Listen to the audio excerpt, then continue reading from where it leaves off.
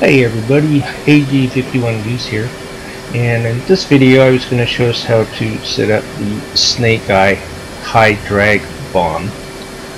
There's two versions to the Snake Eye. We have the MK82 Snake Eye, and the other one's called MK82Y.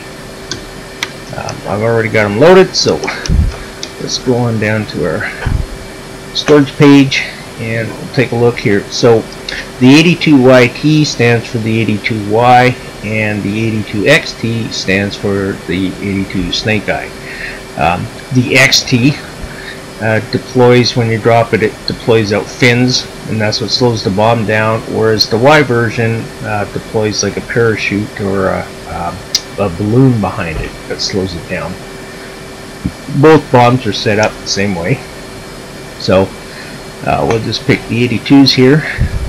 Mode, again, just like all our most other bombs, we have auto, FD, CCIP, manual, and again I'll be doing a video on each one of these modes and how to deploy the bombs using these modes in later videos.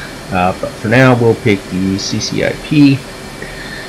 M fusing, one choice, nose or off, so obviously it'd be nose. E fusing, instant or delay. Instant, of course, as soon as it hits the ground it blows up, whereas the delay, it delays it from blowing up when it hits the ground for a little bit, which you may want to use if you're dropping at low altitude. But these are a high drag bomb, so generally you can still use the instant mode, which is what I usually use. And this is the important one, the drag mode. So in this one you have FF, which stands for free fall, or you have the rent, which stands for the to slow it down, to have it deploy its fins out. So if you could drop these bombs like a dumb bomb, if you're going to let them go from 1,000 feet or a little higher, you could use the free fall mode on them. But we're going to set these up for dropping at low altitude, so we would definitely want to make sure we have it on rent. And that'll deploy the fins or the balloon to slow them down. And that's basically it for setting them up. Just like the other ones, pretty simple. The XTs are set up exactly the same way. And then of course, just like the other bombs, when you have more than one, if you wanted to drop more than one bomb at a time, you would again just go to the USC, you go quantity. In this case we'll say 2, enter. And then if you wanted to, well, let's say we're going to do multitudes, you go multitude of 2, go enter, and that takes away intervals, so you can't put any interval in if you do multitudes.